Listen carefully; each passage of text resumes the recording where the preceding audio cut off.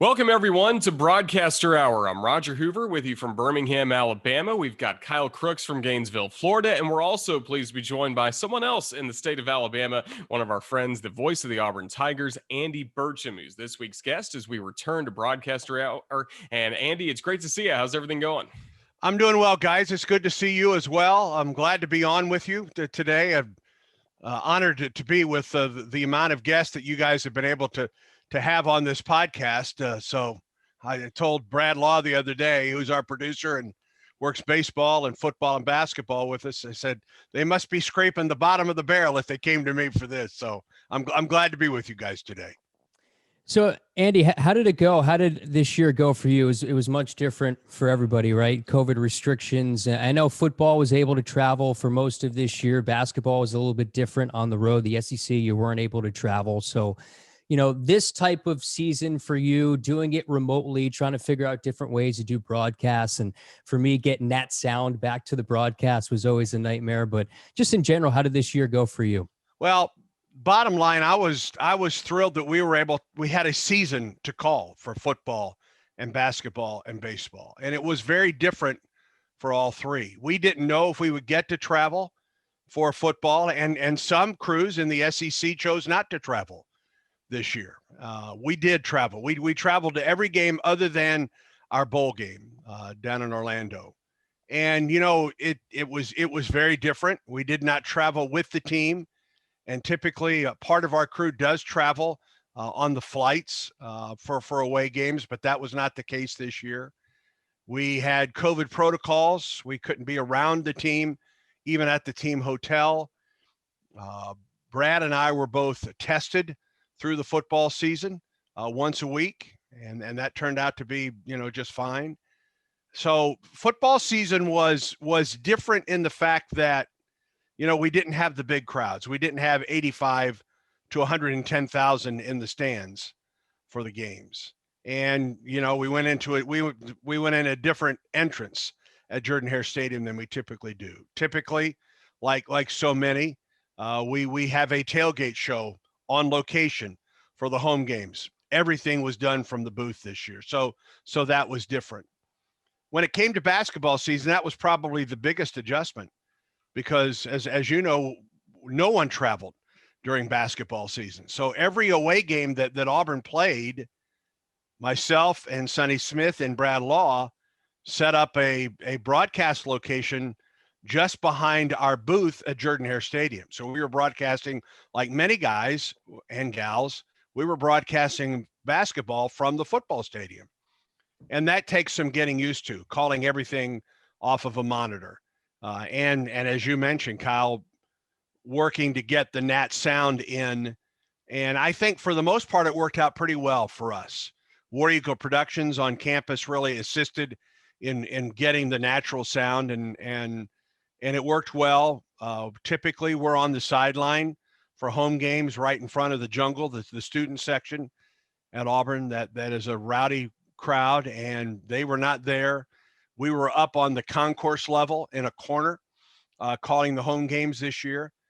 And that it kind of took me back to my high school basketball play-by-play days, being up like that. And then baseball was somewhat normal. We were able to travel. And at the end of the year, we were able to travel with the team. Brad and I are fully vaccinated, and we were able to travel with the team, stay with the team, and to be around them. And by the end of the year, we were actually able to do our post-game interviews on the field. So as the year went on for baseball, we started to return to what we had in the past. And while there were hurdles to clear and adjustments to be made, when it was said and done, I was just grateful that we had an opportunity to call games this year because, we were talking, at this time a year ago, we didn't know if there would be athletics at all. And that was tough for those of us in this business, for those, those coaches and those student athletes, whether they would get a chance to play in a season.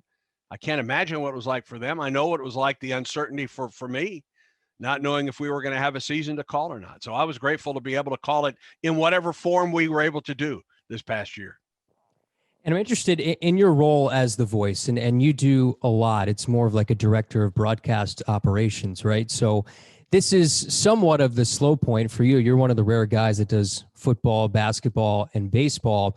And this is somewhat of your down period. Is there a moment for you where the wheels are turning, the creative wheels are turning for you to try to find different ways to bring out content, because these are the slow times of the year? Just what is this time like for the voice of a school when there are no college athletics? Well, for me, it's the toughest time of the year from a work perspective. I enjoy the routine, as crazy as it can be during a season of preparing for a game or two or three or four or five, as it turns out to be during November and February, especially. But I enjoy that. I enjoy that grind and that routine of it. I do enjoy weekends free during the summer months. It's the only time of the year that my wife Jan and I have a chance to travel and to see family and to get away for a little while. I do enjoy that part of it, but it's always a big adjustment for me coming off of a season and getting into the routine of coming into the office and starting to prep for the next year. But Brad Law, who he and I share that director of broadcast operations at Auburn. It's a time of the year where we go out and try to visit our affiliates throughout the Southeast and to check with them. It's a chance to perhaps obtain new affiliates for the Auburn Sports Network. I will start to work on spotting boards and improving spotting boards throughout the summer months. Matter of fact, I've already made some calls to some of my colleagues in the league, just trying to get some ideas that they have for their spotting boards and how they prep throughout the season. And like Broadcasters Hour for you, we do the Talking Tigers podcast weekly here. So I'm working on guests and trying to set up guests throughout the summer months, and it can be in any sport throughout the year. If there's a guest that comes up, Rachel Dinkoff, who just qualified for the U.S. Olympic team in the discus, trying to set up a Talking Tigers podcast with her, just to talk about what it's going to be like to go to Tokyo here in a little while and to be a part of the U.S. Olympic team. So that's kind of what the summer months are.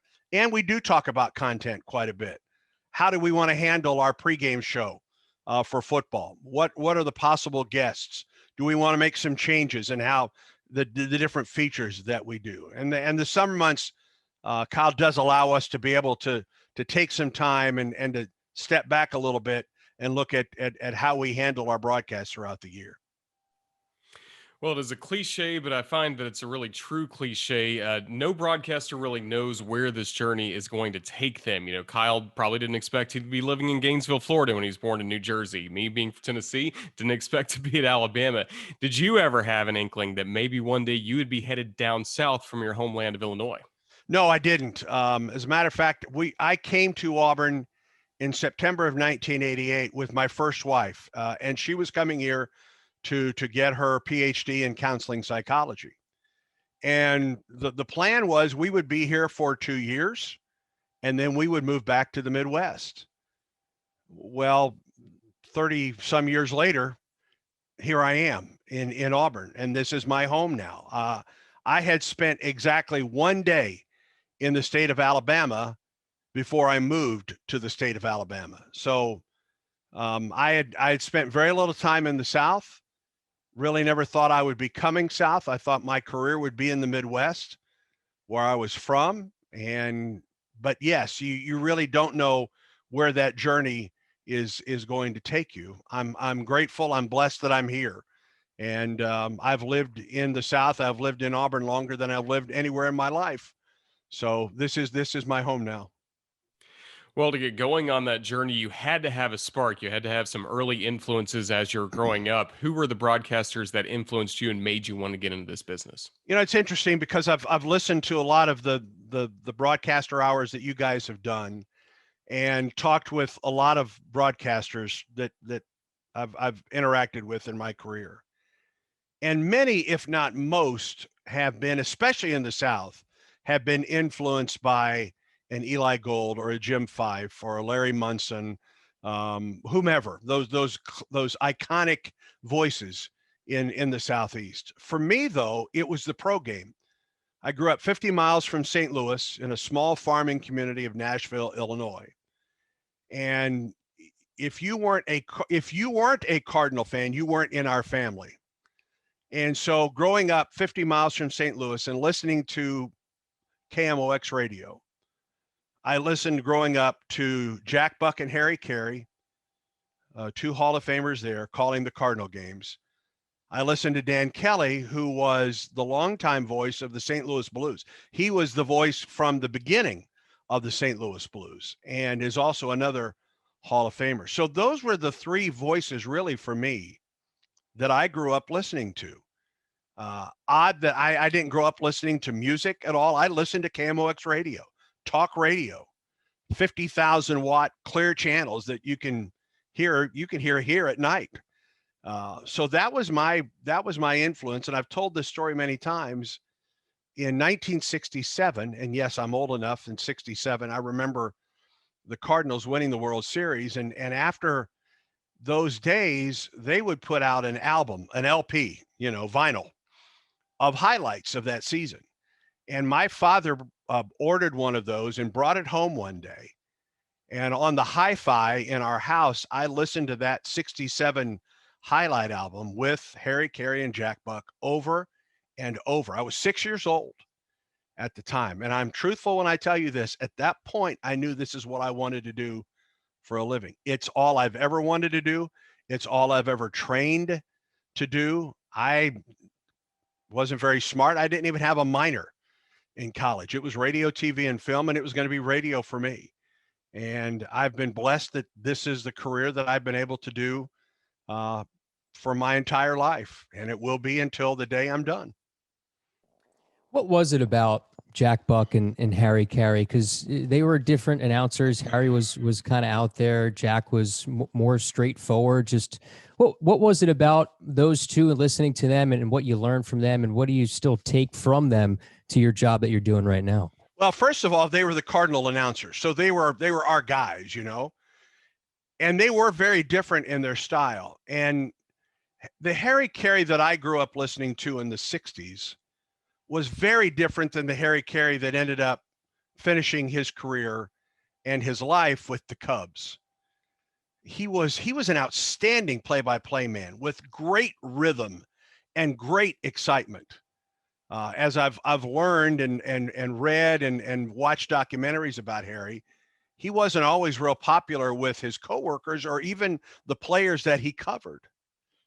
Jack Buck, to me, though, was the guy that probably influenced my early career more than anybody else, because he was a true radio man. He was outstanding at calling whatever he called, and he called Cardinal baseball. He called Monday Night Football with Hank Stram on the Mutual Network that I listened to religiously. And he was great at anything he did. He was also on KMOX through the day as one of their hosts. I remember listening to banquets that he emceed in St. Louis. There's one banquet called the Knights of the Cauliflower Ear. I don't know what that means, but it's a big sports banquet in St. Louis that honored St. Louis sports figures. And he was so very witty, but very professional. He had this classic broadcaster's voice. And he was as beloved in St. Louis as any player that's ever played for the Cardinals.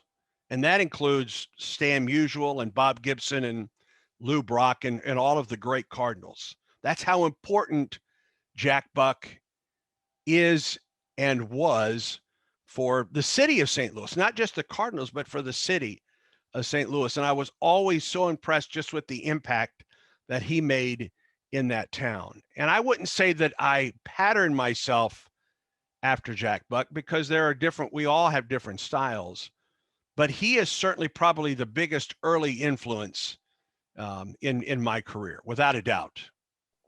What did those early tapes sound like in college when you're doing football and basketball at Indiana State, right? Is where you went and you got your degree in the early 80s. So everyone feels like, at least I did, and you get a rude awakening where you feel like you have it figured out right away. It's like, yeah, I can do this. I'm pretty good at this. And then you realize you listen to your tape a few years after and say, you know what?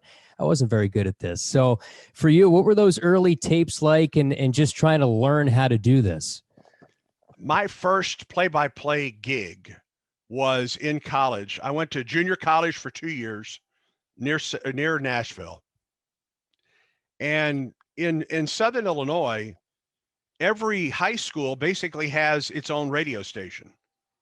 High school basketball and football and baseball and softball to a degree are very important to those local communities. And so there was the radio station that covered my high school, even a town of 3,000.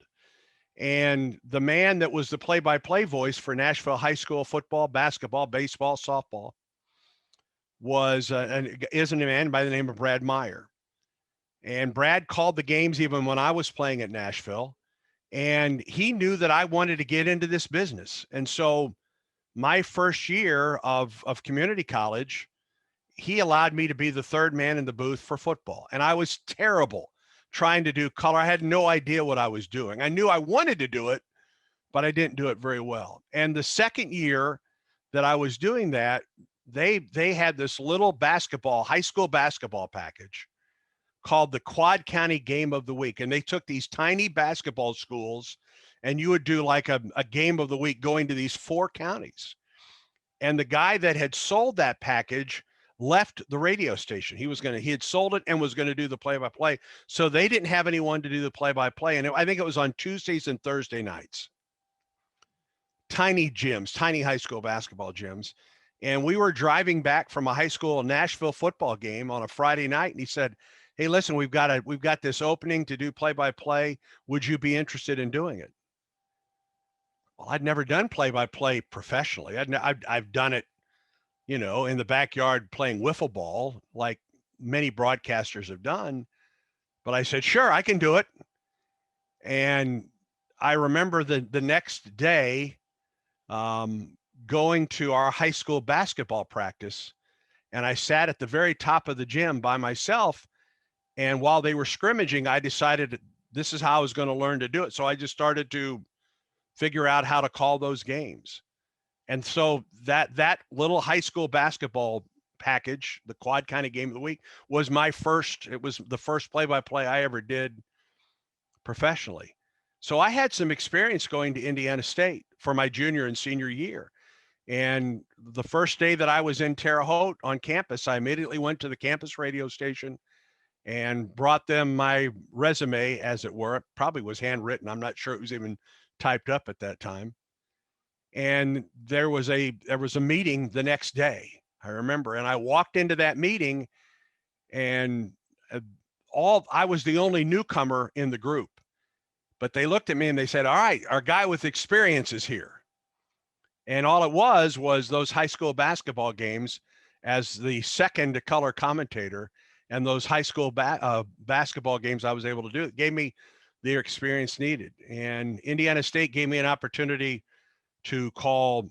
At the time, we did all of the high school, all of the home football games, basketball games, and all the home baseball games on this campus radio station. We were not the official station, but we had our own booth. We had an opportunity to call these games, and it just gave me the experience that I continued to need as I then graduated from Indiana State in 1983.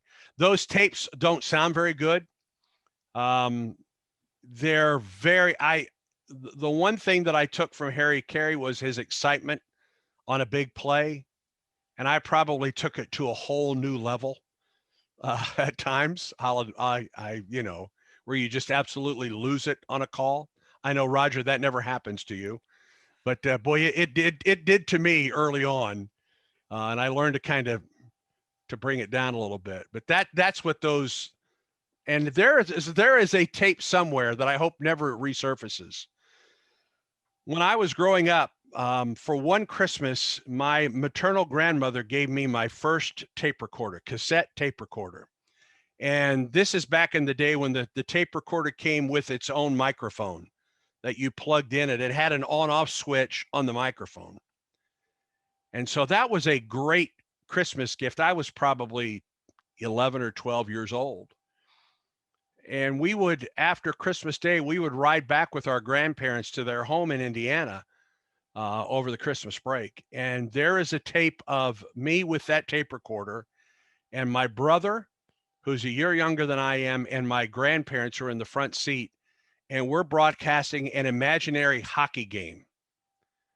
Of course, with my friends as the hockey players, not using St. Louis Blues players, and just interviewing all these people. And it's atrocious, but I think they knew at that time this was the route that I was going. And again, that route took you all the way to Auburn. You kind of mentioned you got to Auburn in the late 80s and thought, okay, it may be a couple of years here, then move on, maybe get back to the Midwest. But what did you learn about the passion of the fan base? And I'm sure once you realized how many people were listening to your work, starting with the women's basketball team, that it was a passion you wanted to be around every day. Well, I moved to Auburn literally at halftime of the Auburn-Kansas football game in September of '88. And that game was over at halftime. And I was listening to Jim Fife and Charlie Trotman call that game on this AM radio in a U-Haul van driving through Auburn. And I interviewed for a job on a Monday and started on a Tuesday. And that Tuesday, I went to my first football Pat Dye press conference. And that Saturday, the first college football game I ever covered at Auburn was Auburn, Tennessee, 1988. And it was a sun-splashed day at Jordan-Hare Stadium. And I'd been to a couple college games growing up at the University of Illinois and at SIU Carbondale. And, you know, the passion there just, it doesn't compare here. And I wasn't ready for the spectacle, the event that a football Saturday was in the SEC and a football Saturday in Auburn. And I remember that week leading up going to the grocery store and seeing all of the Auburn posters and everybody in orange and blue. And on a Friday, I went to the bank and all of the bank tellers were in their orange and blue. I'd never seen anything like this. And I remember walking to the stadium. I didn't have a parking pass. I did have a press pass, but I parked somewhere on campus and walked to the stadium and walked by all of the tailgates that now I take for granted. And I'd never been in a stadium as large as Jordan-Hare Stadium until that day. And the late Carl Stevens, who was an iconic public address announcer at Auburn, was the host for many years of Coach Jordan's weekly TV show, makes the announcement. It's 12:05. We are 1 hour away from Auburn, Tennessee football. And the response, I was already in the stadium by then, but you could hear people outside cheering that announcement. And I thought to myself, well, this is a whole different game that you've gotten yourself into. And that was a really good Auburn team. It was part of that resurgence of Auburn football under Pat Dye in the 80s. And as Roger mentioned, I was fortunate enough. Barry McKnight, who's now the voice, of course, at Troy, longtime voice at Troy, had moved from the radio station that I went to work for to go to another station in Auburn so he could call Auburn baseball. Well, that opened up the vacancy to cover Auburn women's basketball. And those first two seasons with Auburn basketball, I'm calling the national championship game. One in Tacoma, against UT, against Tennessee, and then one in Knoxville against Stanford. So those first 2 years, I'm calling women's basketball. Well, the first year, guys, Auburn didn't lose a game until the SEC tournament championship game. Auburn lost 2 games that year, both to Tennessee, in the SEC championship game and the national championship game. And I thought, wow, what a gig this is, you know? But it started 31 years of calling women's basketball. And then that moved to working on the football crew in 1990 as a locker room host, being able to do tape delay football and pay-per-view football when that was still around. And then in 95, I joined Rod Bramblet on the baseball broadcasts. And so that started where I was calling something or part of a radio crew from August through the end of baseball season.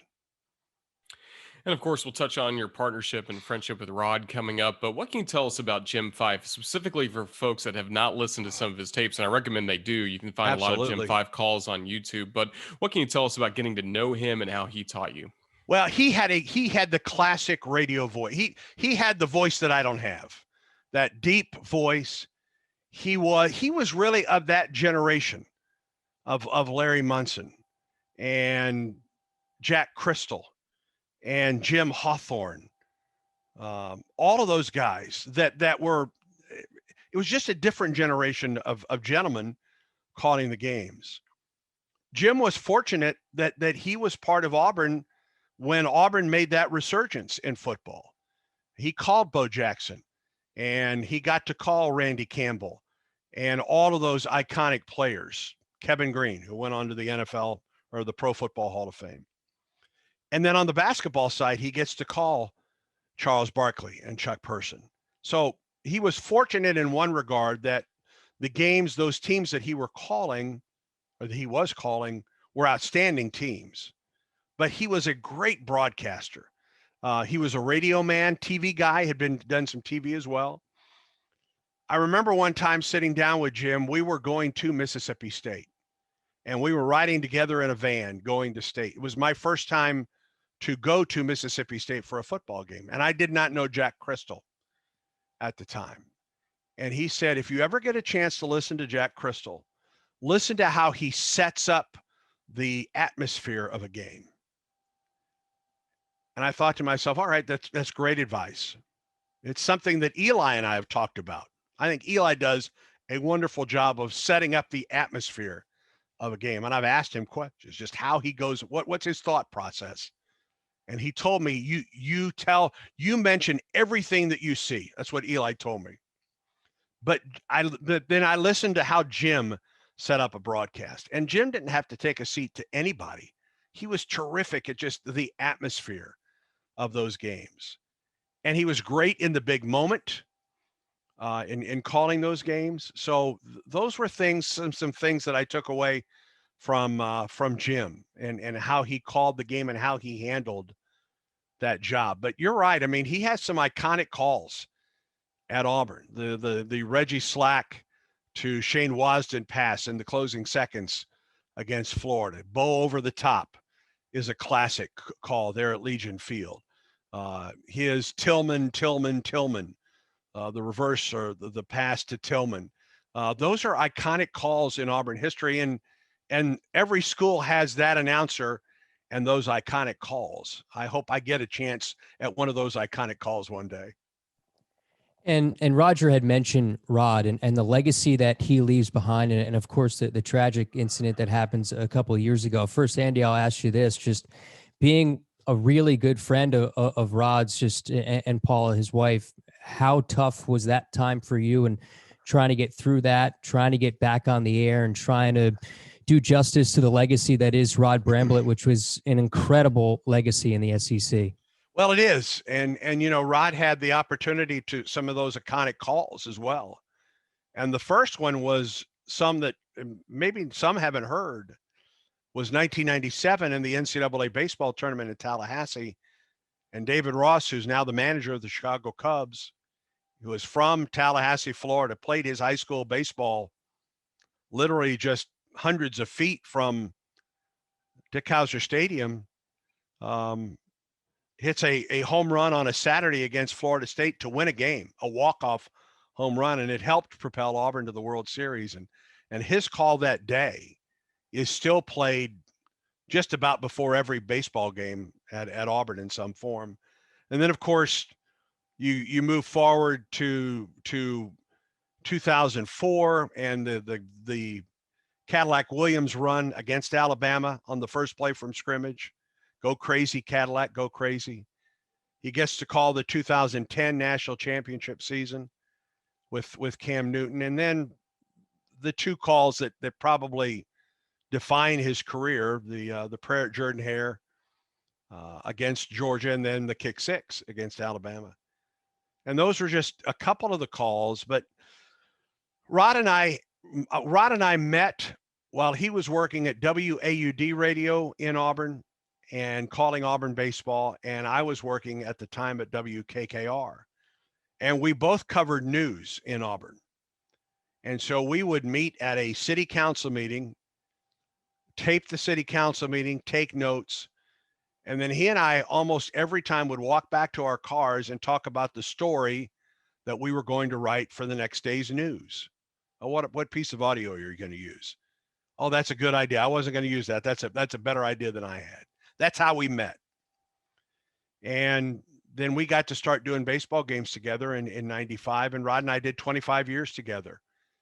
And as you guys know, when it comes to baseball, there's a lot of time that you spend in a car or a van or an SUV driving around the Southeastern Conference.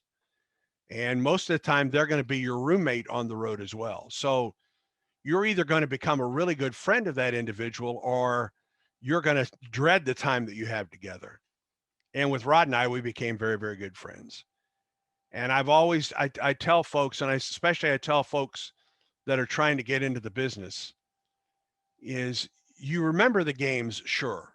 You remember kick six and a national championship game. But the things that I miss the most with Rod are those times in a car where we're just talking about life, or a funny story about growing up, or we're griping about the umpiring in a game, or why can't we finish a baseball game? Our bullpen needs to be better. That kind of thing. And Rod and Paula just became friends of my wife Jan and I, and we did a lot of things together. We ate a lot of meals together, and wouldn't even talk sports at the time. We'd talk about their kids, Joshua and Shelby, and we would talk about our dog because Jan and I didn't have children. So it was that kind of friendship that we had to deal with the loss of now just over 2 years ago. And it's hard to believe it's been 2 years. But those days after their passing are a blur to Jan and I right now. We were talking about it the other day, that had we known what that summer would be like, and trying to get things together from a legal standpoint, and moving Joshua to our home, we became his legal guardian. Shelby was of legal age, so she's not under our roof. But just trying to get all of that together, and all of the things that went into selling a house, and just that whole summer, we might have had second thoughts about agreeing to do that, quite frankly. But it was something that we committed to Rod and Paula, and it's something you never dream that you're going to do, But Rod and Paula died on a Saturday. Monday was selection day for the NCAA tournament. The regional was the following. Their memorial service was on a Thursday at Auburn Arena, and the regional started the next day at Georgia Tech. And I already told them, listen, I won't be at the regional. We have too many things we've got to do to deal with things. And then when Auburn won that regional, I looked at Jan and I said, I really need to be with this baseball team. I really want to do these games in the super regional. And she said, I think you need to be there. And so we go to the super regional at North Carolina.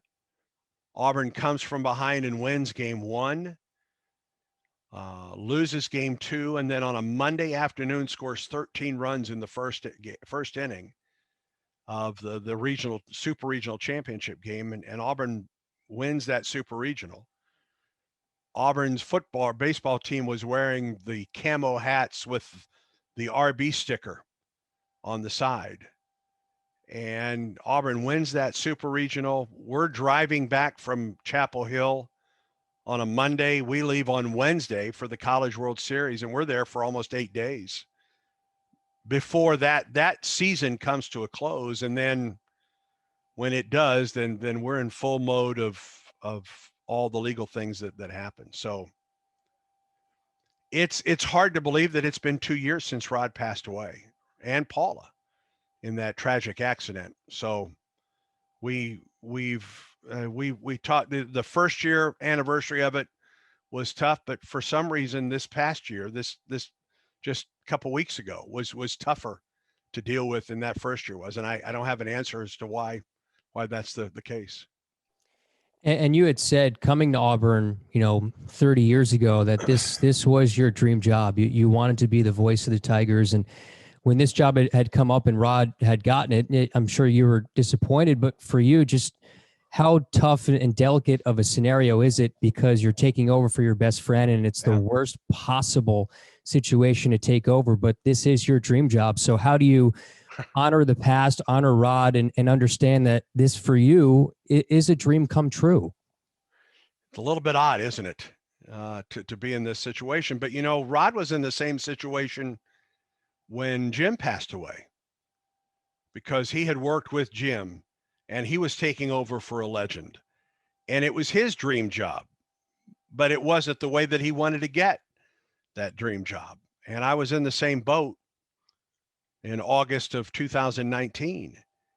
And I remember at the press conference, the only one that I've ever been the subject of, hopefully it's the only one I'll ever be the subject of. But I remember walking and I really didn't know exactly what I was going to say.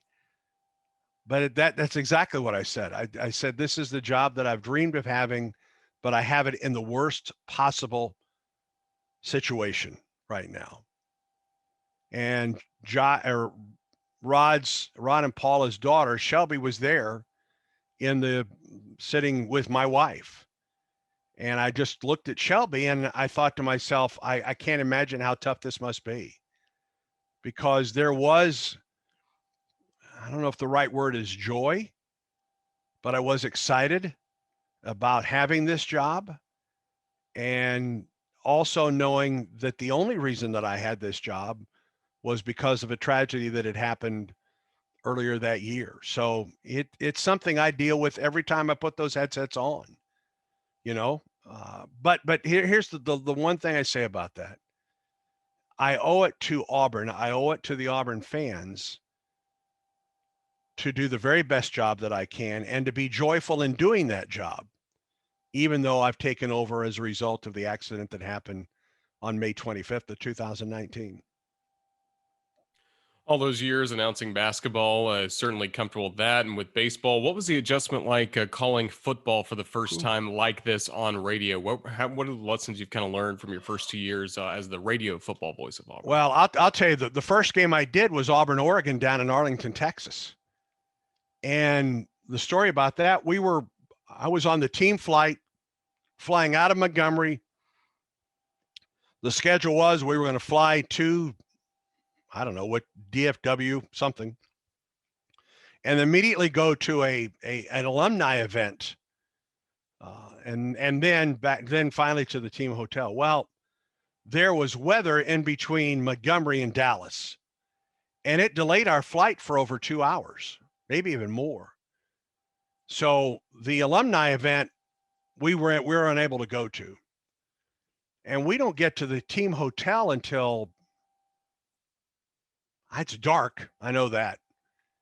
And my brother and his wife were there. A childhood friend of mine and his wife were at the team hotel. All I could think was just let me get to my room and continue to prep for this game. The biggest game that I've ever called to this point. And I finally broke away and went down and had a bite to eat with them. And I just couldn't wait to get to the game itself. Our pregame show was down at field level in a suite right behind the Auburn locker, or right behind the Auburn sideline. I mean, you literally could walk up a ramp and you're right there on the field at Jerry World.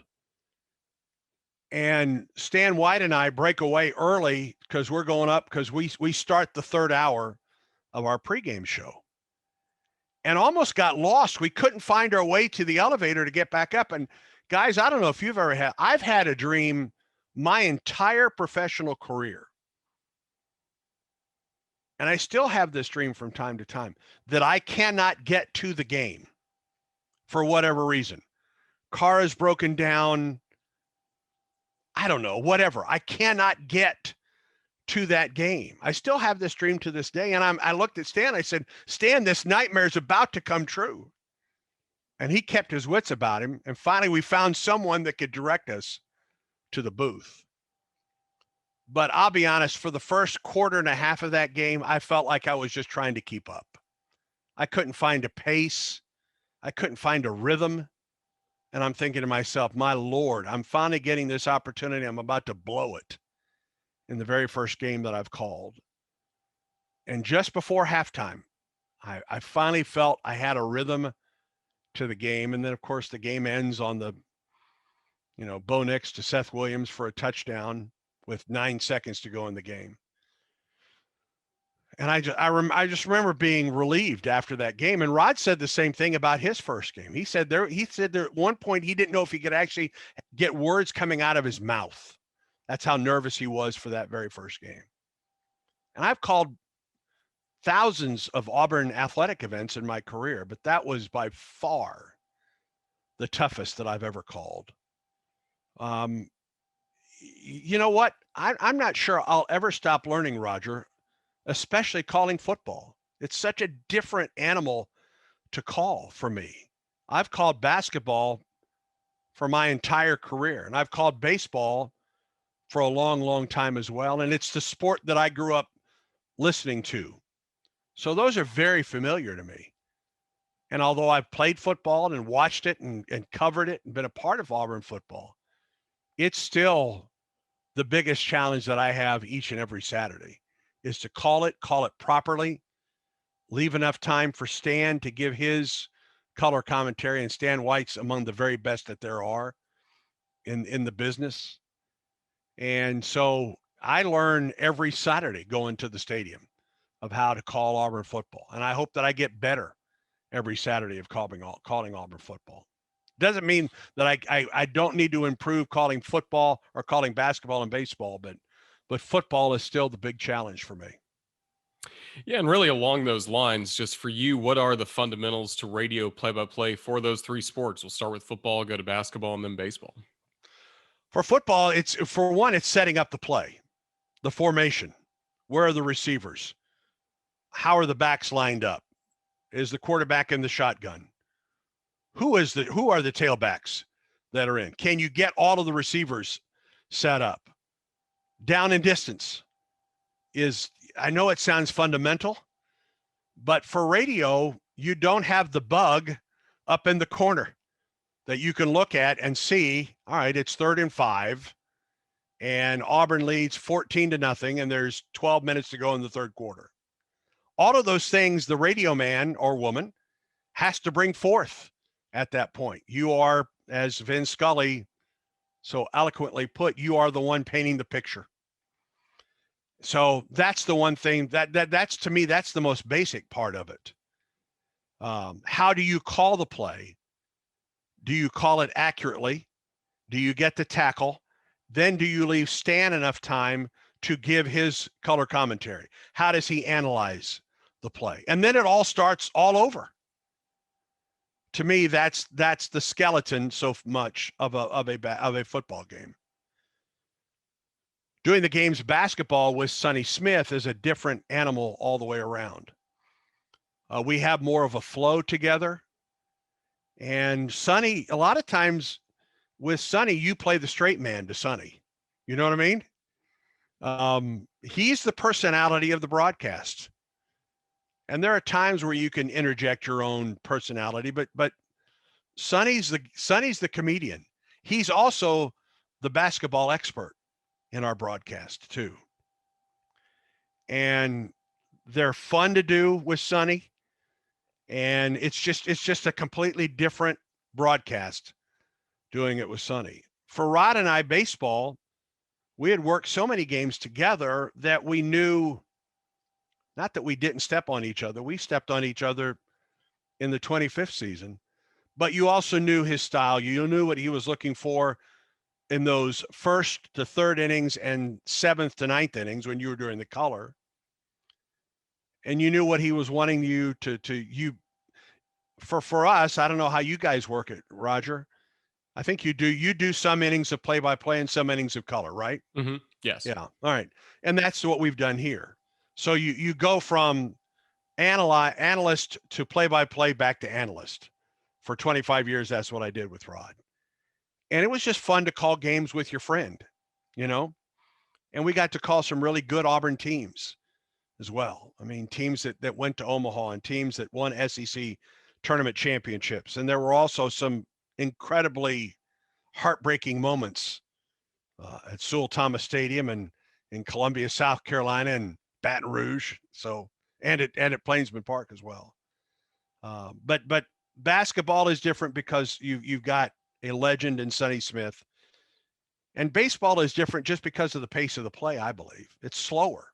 You've got more time to interject a story. You've got more time to interject an opinion, and you don't have to speak every moment in a baseball game. I know the trend right now is you fill up every waking moment with words, and I'm not sure. I come from a different era where it's okay every once in a while to let a broadcast breathe. And so I guess that's my philosophy on broadcasting football, basketball, and baseball. And now it's the time of the show, arts and crafts. I know Roger said that you have some spotting boards by you, and this is a part of the show that our YouTube viewers love when we get a chance to see what your preparation looks like. So what's important to you to have on those charts? Well, I've got this is the football board from A-Day, as a matter of fact, right here.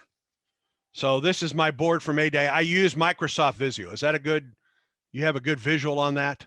Do I need to bring it closer? A little closer just so we can see some individual boxes would be great. All right. There you go. And it's name, number, height, weight, year, hometown, high school, and then a note or two or three or four on the individual players. I use Microsoft Visio for this. I use Microsoft Visio for my basketball boards as well. It's the one that I've used forever. I know a lot of broadcasters like to write theirs out. If I did that, I wouldn't be able to read it.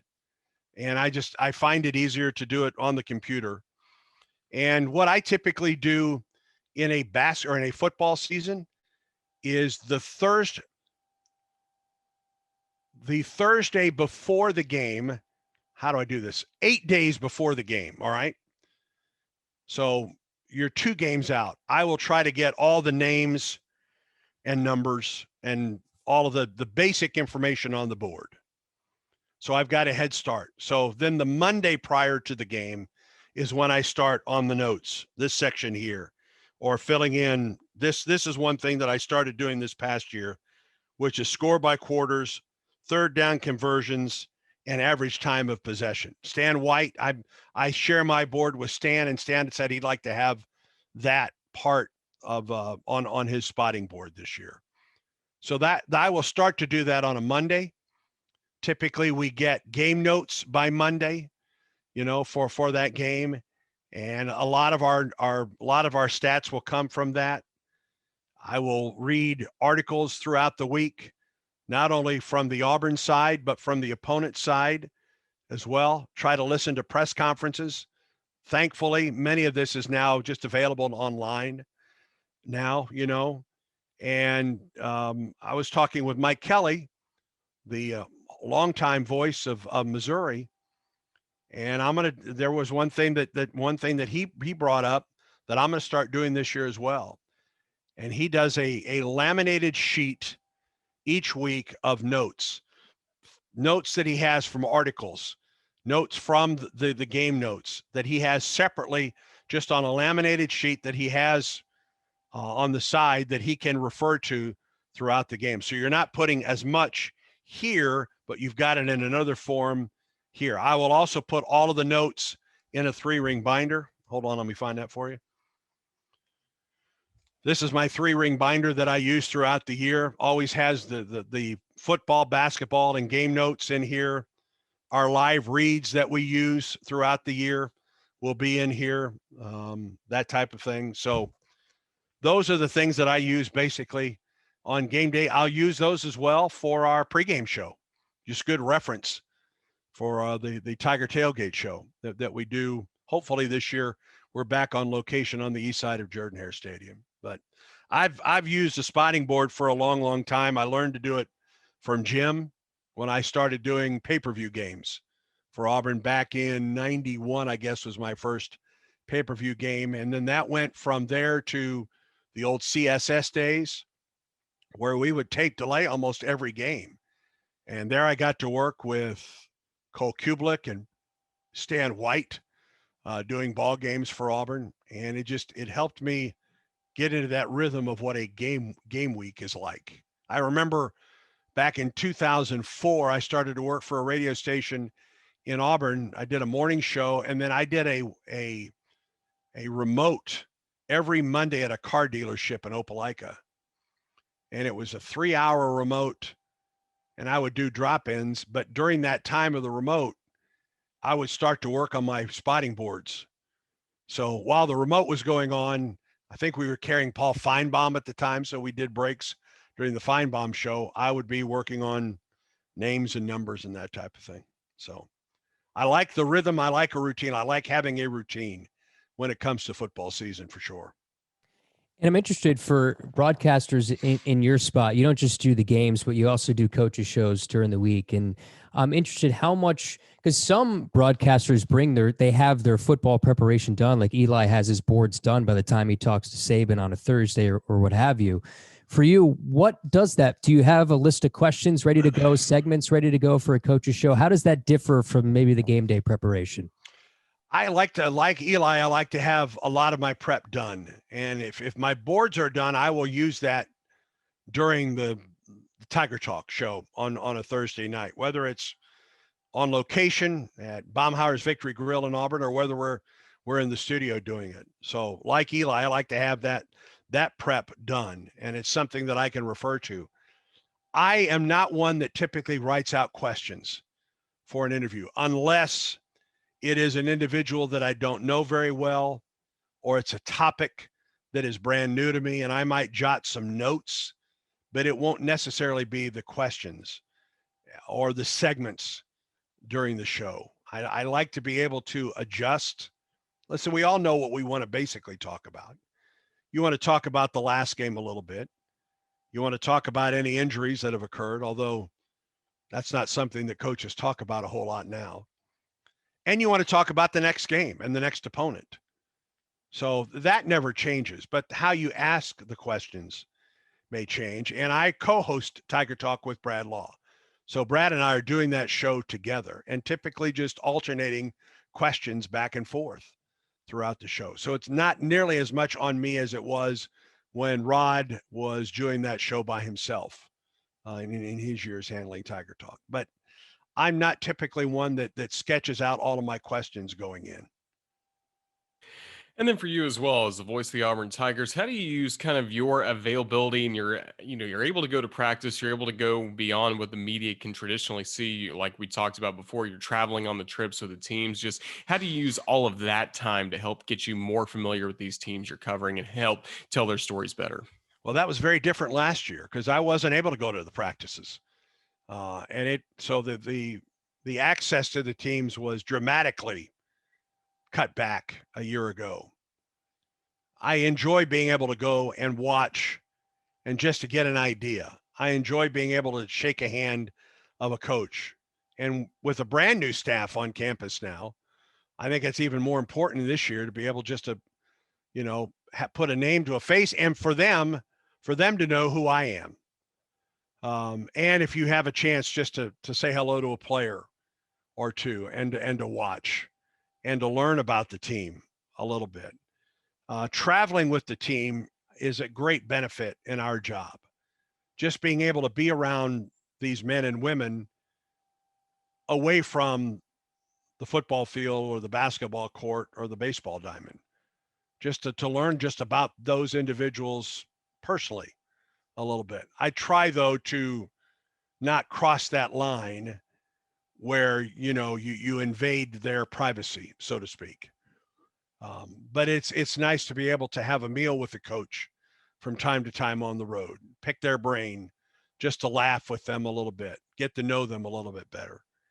And just to be around the team, being able to go to shoot-arounds the night before an away game gives me a sense of peace, or a shoot-around during the day, because you get to set up your equipment and make sure that your equipment still works. And listen, to this day, going on the road to Rupp Arena or Coleman Coliseum or wherever, and being able to set up the equipment and to push that button and it connects, and knowing that everything works, is still a relief to me. And I've been doing this since 1983. So I enjoy just that part of it, just having that off my plate, not rushing when you get to the site to set up your equipment and make sure that it works, knowing that it works. And when you walk in then with the team for that game that night or that afternoon, that part is already done. Your pregame show typically is already done and sent. You can sit down and you can concentrate on your broadcast at that point.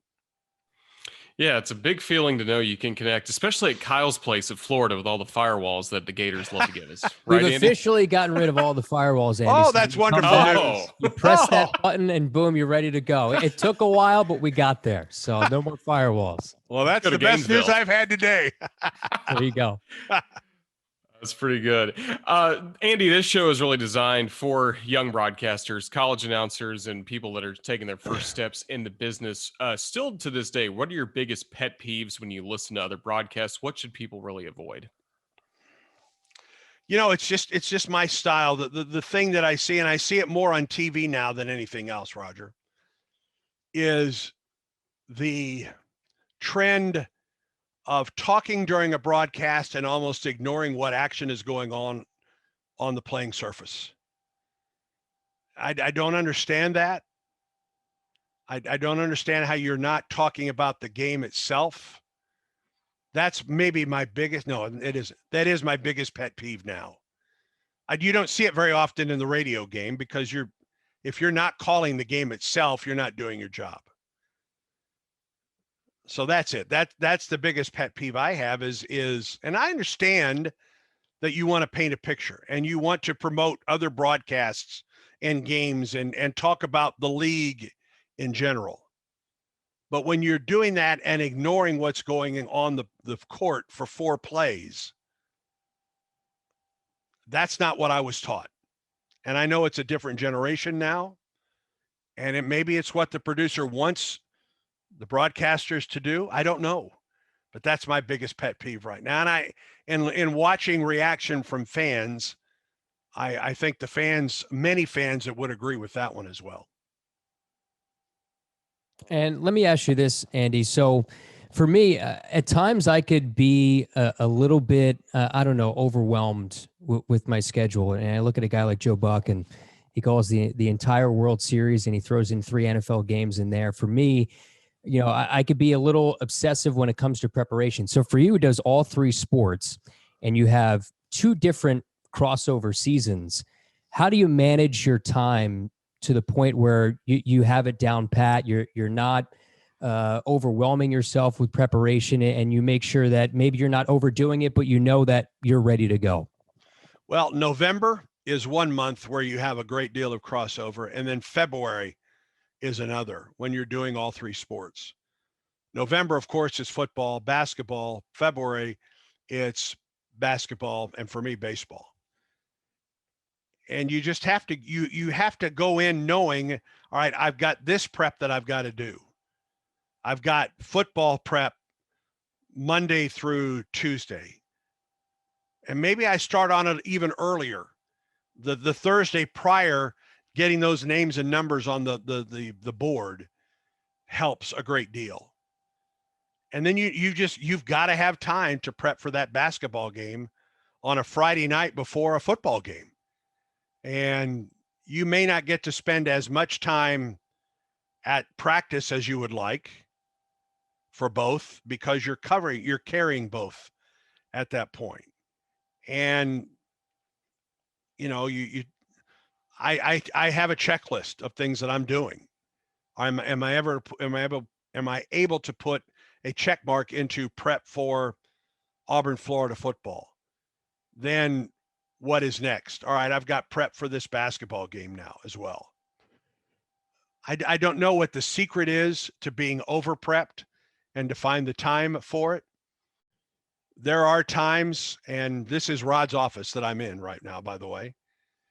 There are times that I just have to close the door to this office and hunker down and do it and not have the distractions of talking to other people in the office. If you need a break, get up and walk around for a second, get the juices flowing a little bit. I try not to bring a lot of it home with me. I try to do my work at the office. Sometimes you have no choice. You've got to be able to do some work at the house, and technology now allows you to bring all of the technology home with you and sit and do it. But I try to do it mostly in the office. And when I'm home with my wife and Joshua at that point. So I don't have a magic pill for that. It's just those 2 months of the year, and even into early December, depending on how far you're going for football, there's a lot of crossover, and it's just a lot of time. Maybe I get to the office a little bit earlier, and this is probably not the healthiest thing, I don't take lunch through a day, and you just do that kind of work. And then you go do the ball games and you start it all over again. So I wish I had a better answer for you there, Kyle. I'm not sure that that's the way it is, but I'd rather be doing that than something else. Final question, Andy. Just when folks listen to an Auburn broadcast, when they hear you call a game, whether it is football, basketball, baseball, what do you hope they hear? I hope they hear my love for Auburn. In spite of the fact that I'm not an Auburn alum, I've called games at Auburn since 1988. I hope they hear my passion for the team that I'm calling and for that coach and those players. And I hope they hear the appreciation that I have for the folks that work on our broadcast crew, whether it's our engineer, Patrick Tisdale, or my spotter, Gene Dulaney, or Ronnie Brown, who's on the sideline, or Brad Law, who's our producer and our locker room host, or Jason Campbell, who's one of our analysts, and of course, Stan White, Paul Ellen, who's been a host on our broadcasts since 1990, and for a couple years was the play-by-play voice at Auburn back in the 70s. I genuinely enjoy working with these folks and the time that we get to spend together. And then, of course, it's Sonny and Brad during basketball season and Brad during baseball season. I enjoy just the camaraderie, the friendships that I have with them. And I hope that comes through in a broadcast. And yeah, I do. I want Auburn to win. It makes all of our lives better when the team that you're calling is a winning team. Everybody's happier when you're winning. So those are the things that I hope that folks can take from a broadcast that I and the crew for the Auburn Sports Network that are doing each and every week during football season, through basketball and baseball as well. Well, you do fantastic work, and also you do a fantastic job welcoming people to SEC broadcasting. I know that was the case for me when I started calling Alabama women's basketball. Same for Kyle doing the Gators women's basketball as well. So just thank you for the way you've welcomed in some of the younger announcers in this league, and just thank you for spending the last hour with us and giving us a ton of insights. We really enjoyed it, Andy. Well, I appreciate that. And listen, I remember Bob Kessling my first year doing women's basketball, and Bob was still doing Tennessee Lady Vols basketball. And I can remember him welcoming me in. And I, at the time, was 28 years old. So I was a young guy as well. And those times where you walk in to a brand new gig and someone is there to shake your hand and say, all right, listen, the bathroom's over here. You can get a soft drink over here. That's helpful. And listen, there are times where we all need somebody else. We've forgotten a cord or something has broken, and maybe that other broadcaster can help, or we can be that person that helps another broadcaster. I enjoy that camaraderie that we have in spite of the fact that we're broadcasting for different schools. Folks may not realize the friendships that we develop with the other folks that are broadcasting that we get to see week in and week out. The one story that I tell, and some folks may be surprised to hear this, is the night that Rod passed away. We were at UAB Hospital in Birmingham. Jan and I had driven down from Huntsville. We'd been in Huntsville for a family graduation. And after we received the news about Rod, Paula had already passed away at this point. After we received the news about Rod, somebody at the hospital walked in to where we were and said, "Listen, there's a couple guys out here that would like to talk to you." And I said, "You know who they are?" They said, "We don't know." And I said, "Okay." And so I took a moment and walked outside the hospital, and it was Eli Gold and Chris Stewart. They had come to the hospital that night and hearing the news about Rod. And I can't tell you, Jasher Cox, who at the time was the sports information director at Tuskegee, and I had worked with for a long time, and Jasher was working for the SEC as a moderator for the press conferences during the SEC baseball tournament. Now he's the athletic director at Lincoln Memorial. He had come to the hospital that night. I can't tell you how much that meant for those gentlemen to come and the concern, the genuine love and concern that they had for Rod to be there that night. And that just is a glimpse of the camaraderie and the friendships that we develop throughout a basketball or a baseball or a football season, year after year. Well, Andy, we've enjoyed it. Again, thank you for joining us on Broadcaster Hour, and thanks to all of you for watching this edition of Broadcaster Hour. We'll be back next week, Friday at noon Eastern.